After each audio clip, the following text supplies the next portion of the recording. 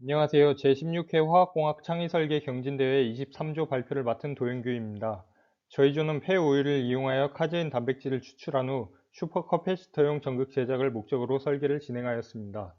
코로나로 인해 버려지는 우유의 양이 증가한다는 뉴스를 접하였습니다.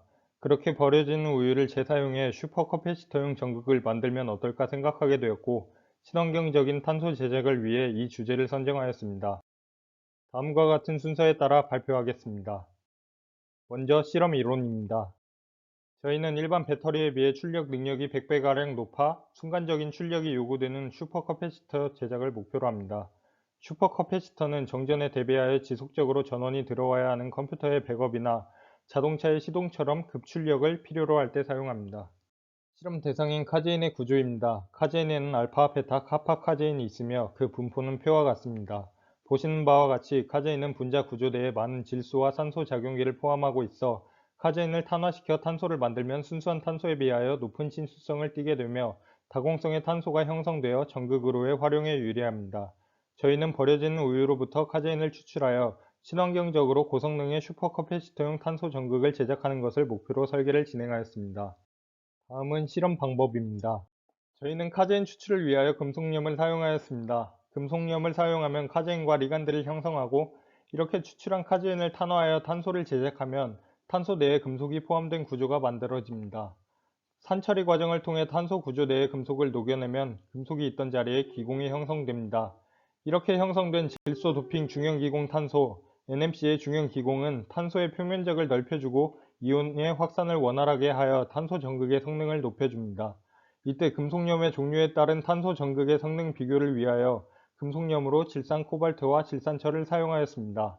탄화 과정은 승온 속도를 분당 10도로 800도에서 2시간 동안 유지해 주었습니다.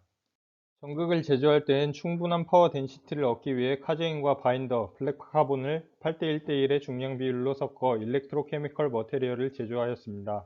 이를 니켈폼에 도포하여 전극을 제조하였습니다.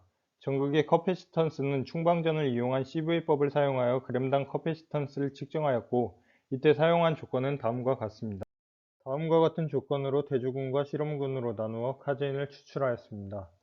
이렇게 얻어진 카제인을 감압여과를 거쳐 오븐 건조와 동결 건조를 실시하였습니다. 탄화 과정입니다. 보트에 건조된 카제인을 넣어주고 석영관에서 다음과 같은 조건으로 2시간 동안 탄화시켰습니다. 이렇게 탄화된 카제인을 80도씨 오일베스에서 1몰 HCl 용액에 담궈 24시간 동안 산처리하였습니다.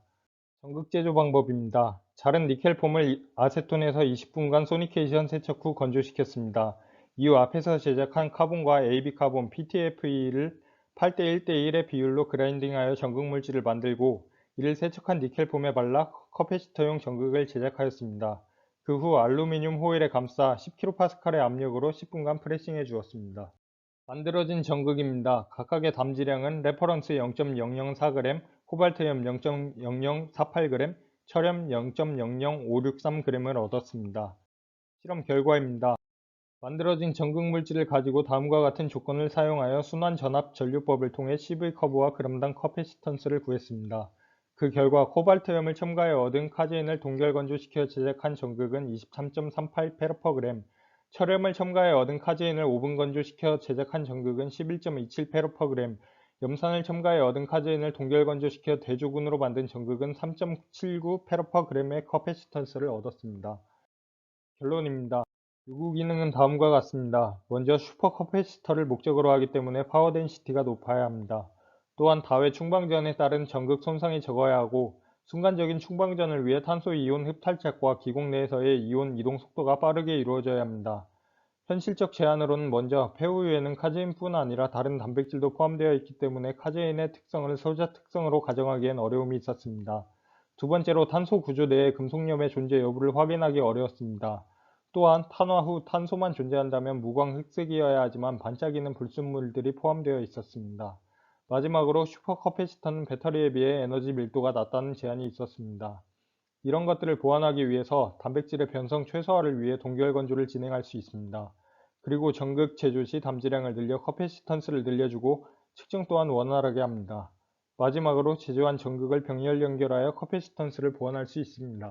참고 문헌입니다. 감사합니다.